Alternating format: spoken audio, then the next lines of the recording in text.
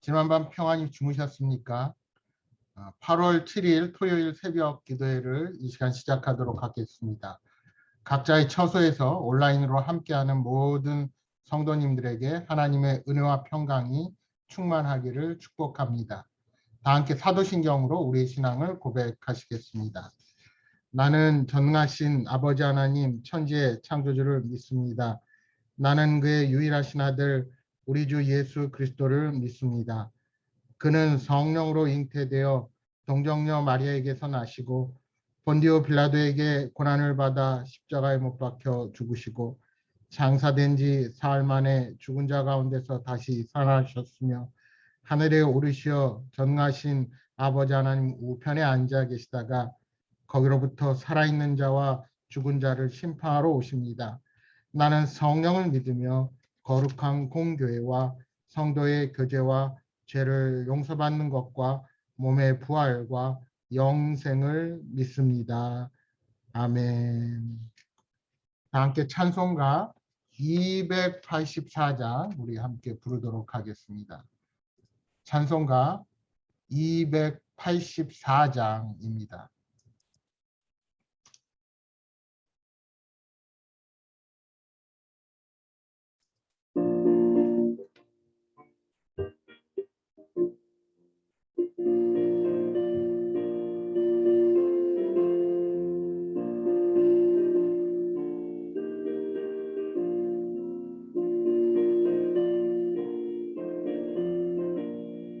오랫동안 모든 죄 가운데 빠져 더럽기가 한량 없던 우리를 아무 공로 없이 구원함을 얻어 하나님의 자녀 지금 되었네. 주의 그 사랑 한량 없도다.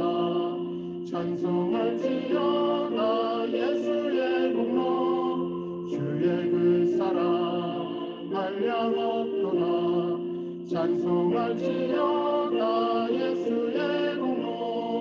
주의 보혈로서 정결하게 씻겨 죄악에서 떠난 몸이 되었고 세상 근심 구름 간 곳 없어지니 하나님의 빛이 영화롭도다. 주의 그 사랑 한량 없도다. 찬송할지어다 예수의 공로. 주의 그 사랑 한량 없도다. 찬송할지어다 예수의 공로.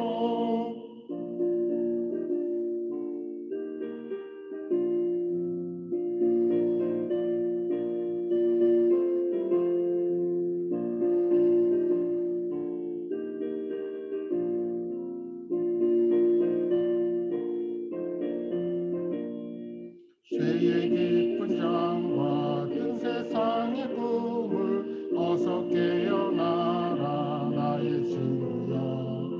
은혜 받은 날과 구원 얻을 때가 지금 온 세상에 선포되었네. 주의 그 사랑 한량 없도다.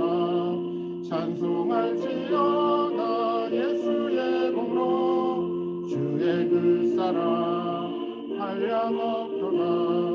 찬송할지어다 예수의 공로.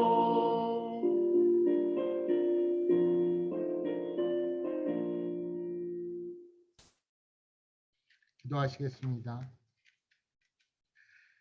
사랑의 주님, 오늘도 저희들을 인도하사 기도함으로 하루를 시작할 수 있도록 건강을 주시고 은혜를 베풀어 주시니 감사를 드립니다. 새벽마다 말씀을 통하여 하나님의 뜻을 알게 하시고 새 힘과 용기를 주심도 감사를 드립니다. 지난 하루도 알게 모르게 우리의 생각과 언행으로 하나님 아버지의 영광을 가리고 다른 사람들에게 상처를 주지 않았는지 돌아봅니다. 저희들의 모든 죄악을 고백하오니 긍휼을 베풀어 주시사 용서하시고 깨끗하고 순전한 마음으로 주님 앞에 서게 하여 주옵소서. 주께서 우리 삶에 동행하시지 않으시면 우리는 늘 실패하고 그릇된 곳으로 향하는 연약한 존재임을 고백합니다. 오직 주께서 저희들의 가는 길을 아시오니 늘 신실하신 은혜로 인도하사 온전히 그 사랑과 은혜 가운데 머물며 살게 하여 주옵소서. 거듭된 유행으로 사람들의 마음과 육체가 너무나도 힘들고 지쳐 있습니다. 이 기나긴 고난이 하나님을 향한 신뢰를 저버리지 않도록 날마다 성령님께서 저희들을 붙드시고 세임을 허락하여 주옵소서. 모든 삶의 현장 가운데 늘 동행하시는 성령님을 의지하며 삶의 불안과 두려움을 극복하고 주님의 영광을 나타내는 복된 인생이 되게 하옵소서.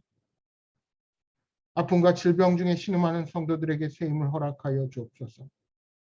어려움 중에서 인내를 배우게 하시며 인내를 통하여 연단과 소망을 이루시는 주님의 신령한 역사를 깨닫게 하여 주시기를 소원합니다.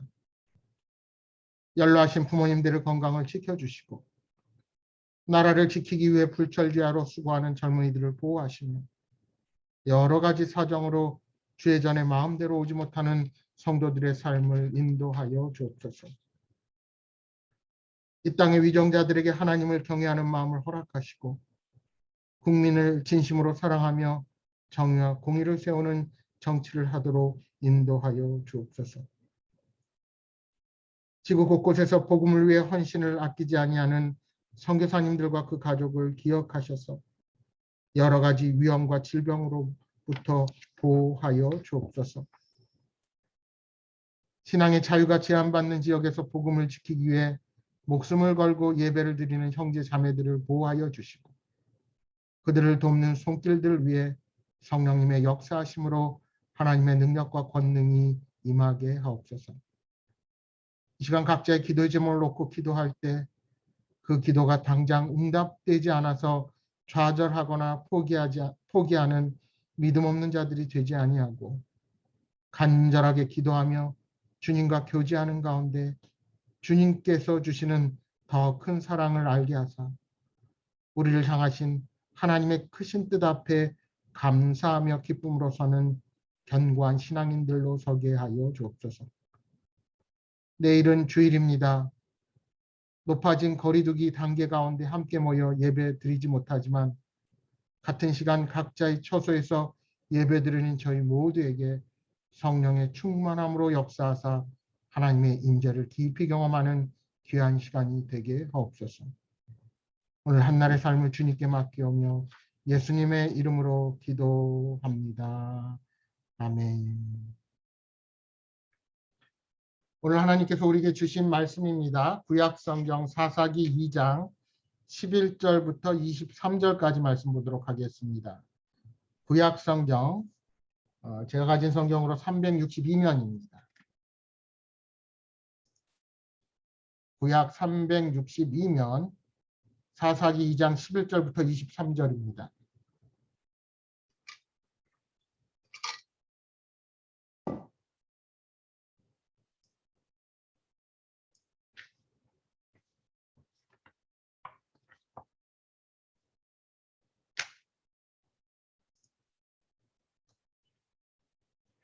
11절에서 23절 말씀을 제가 받들어 읽도록 하겠습니다.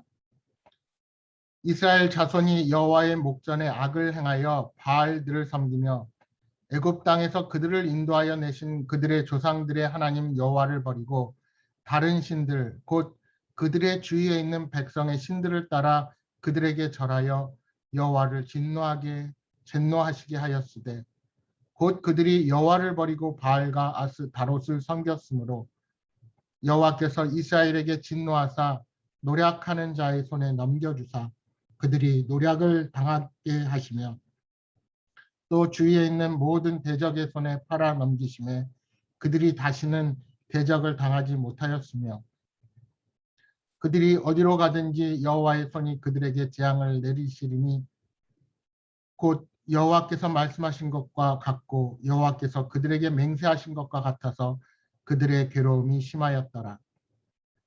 여호와께서 사사들을 세우사 노략자의 손에서 그들을 구원하게 하셨으나 그들이 그 사사들에게도 순종하지 아니하고 오히려 다른 신들을 따라가 음행하며 그들에게 절하고 여호와의 명령을 순종하던 그들의 조상들이 행하던 길에서 속히 치우쳐 떠나서 그와 같이 행하지 아니하였더라. 여호와께서 그들을 위하여 사사들을 세우실 때에는 그 사사와 함께 하셨고 그 사사가 사는 날 동안에는 여호와께서 그들의 대적의 손에서 구원하셨으니 이는 그들이 대적에게 압박과 괴롭게 함을 받아 슬피 부르짖음으로 여호와께서 뜻을 돌이키셨음 이거늘 그 사사가 죽은 후에는 그들이 돌이켜 그들의 조상들보다 더욱 타락하여 다른 신들을 따라 섬기며 그들에게 절하고 그들의 행위와 패역한 길을 그치지 아니하였으므로 여호와께서 이스라엘에게 진노하여 이르시되 이 백성이 내가 그들의 조상들에게 명령한 언약을 어기고 나의 목소리를 순종하지 아니하였은즉 나도 여호수아가 죽을 때 남겨둔 이방 민족들을 다시는 그들 앞에서 하나도 쫓아내지 아니하리니 이는 이스라엘이 그들의 조상들이 지킨 것 같이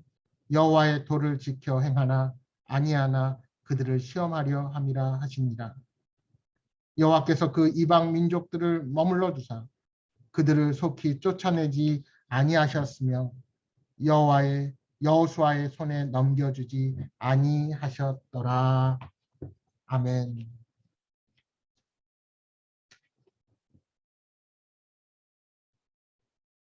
이스라엘 백성들이 약속의 땅에 들어가 하나님의 명령을 어기고 가나안 족속을 완전히 쫓아내지 못해 생겨난 가장 큰 문제가 무엇일까요? 그것은 그들과 함께 거하면서 그들의 우상 숭배를 자연스럽게 배우게 되었다는 점입니다. 원래 이스라엘 민족은 목축업을 하며 유목민으로 살던 자들이었습니다. 그런데 이제 그들은 정착한 땅에서 농사를 지으며 살게 되었습니다. 목축을 하던 사람이 한 곳에 정착하여 농사를 짓는다는 것은 여간 어렵지 않았을 것입니다.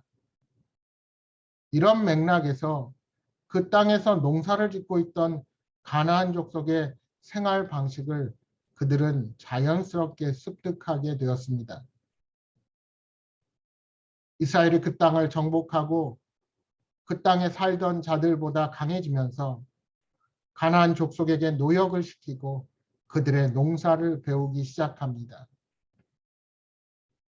문제는 그 농사를 짓는 과정 안에 포함되어 있는 여러 농경신들에게 제사를 드리며 가나안의 우상 숭배를 배우게 된 것입니다. 가나안 종교의 가장 큰 특징은 하나님을 믿는 이스라엘 민족과는 달리 윤리적인 요구를 하지 않는다는 것입니다. 하나님의 백성은 하나님께 나아가기 위해 거룩과 성결을 가장 중요시하게 여깁니다. 하지만 가나안이 섬기던 바알과 아스다롯의 경우 다산의 축복을 핑계로 신전에 남창이나 여창이 있어서 사람들과 음란한 행위가 제사에 동반되었습니다. 더구나 그들에게는 제사 의식의 절차와 순서, 율법과 같은 요구도 없었습니다. 그들은 물질적 풍요를 위해서라면 도덕적인 깨끗함을 요구하지 않고 인간의 정욕과 쾌락을 정당화했던 것입니다. 이렇게 가나안 땅에 정착한 후 여호와 하나님을 알지 못하고 하나님의 행하심을 알지 못한 세대는 너무도 자연스럽게 가나안의 우상들을 섬기기 시작했습니다. 이에 하나님은 이스라엘에게 진노하셔서 그들이 함께 저주하던 가나안 족속으로 인해 고통을 당하게 하셨습니다. 이스라엘 백성은 하나님과 언약을 맺은 백성이었습니다. 그러므로 그들은 하나님을 섬기고 하나님이 기뻐하시는 계명을 지켜야 마땅했습니다. 그러나 그들은 오히려 하나님이 허락하신 약속의 땅에서 이방의 우상들을 섬기게 되었습니다. 그들은 어쩌면 하나님을 버리지 않았다고 생각했을지도 모릅니다. 하지만 오직 하나님만 바라보지 않고 양다리를 걸치고 드리는 예배는 결코 진정한 예배라 할 수 없습니다. 그러한 이스라엘 백성들의 행동에 하나님은 진노하십니다. 그리고 그들을 심판하십니다. 더 이상 그들을 지켜주시지 않으시고 그들은 대적들로부터 패배하고 재앙으로 인한 심한 괴로움을 겪게 됩니다. 이스라엘 백성은 하나님과의 언약 안에 있을 때는 평안을 누릴 수 있습니다. 그 언약은 결코 그들을 올가매는 사들이 아닙니다. 그 언약이 이스라엘 백성의 참 힘이며 능력입니다. 그러나 하나님이 아닌 다른 곳에 시선을 두고 하나님이 아닌 다른 것을 경배하고 따를 때 하나님은 더 이상 그들을 용서하지 않으시고 심판하십니다. 하나님은 공의의 하나님이시기에 그들의 배반을 그냥 두실 수 없으셨습니다. 그리스도 안에서 살아가는 성도 역시 마찬가지입니다. 우리가 언약을 지킬 때 주 안에서 평안을 얻고 성령님이 주시는 능력으로 믿음의 백성답게 살아갈 수가 있습니다. 그러나 하나님이 아닌 다른 곳을 바라보며 살아갈 때 우리는 아무런 영적인 힘을 발휘할 수 없고 때에 따라 하나님께서 주시는 연단과 훈련의 자리에서 어려움을 겪게 됩니다. 하나님은 이렇게 심판으로 고통받는 이스라엘 백성을 위해 사사들을 세우십니다. 이 사사라는 명칭은 본래 판관 또는 재판관이라는 의미를 가지고 있습니다. 즉 사사들은 하나님의 율법으로 백성을 다스리고 판결을 내리는 역할을 감당했습니다. 하나님은 이들을 통해 하나님의 법과 언약을 이스라엘 백성 가운데 회복시키고자 하셨습니다. 물론 사사들은 이스라엘 백성을 압제하는 이방 민족을 물리치는 일에도 쓰임을 받습니다. 하나님은 사사들을 세우셔서 이스라엘을 고난 가운데서 건지시고 궁극적으로는 무너진 언약을 다시 세우려고 하셨습니다. 고통당하는 백성들을 외면하지 않으셨고 긍휼을 베푸신 것입니다. 그러나 이스라엘 백성들은 고난이 해결되면 언제 그랬냐는 듯이 속히 하나님을 떠났습니다. 그들은 하나님과의 언약을 전혀 중요하게 생각하지 않은 것입니다. 하나님께서 아무리 긍휼을 베푸셔도 사람이 죄를 멈추지 않으면 타락상은 점점 더 심해져 가는 것입니다. 이제 이스라엘 백성이 가나안 땅에 남겨둔 이방 민족을 하나님 역시 내버려 두십니다. 그 이유가 무엇입니까? 이방 민족을 통해 이스라엘 백성을 시험하기 위해서였습니다. 가나안에 정착한 이스라엘 백성도 자신들의 조상처럼 하나님이 인도하시는 길을 걸어야 했습니다.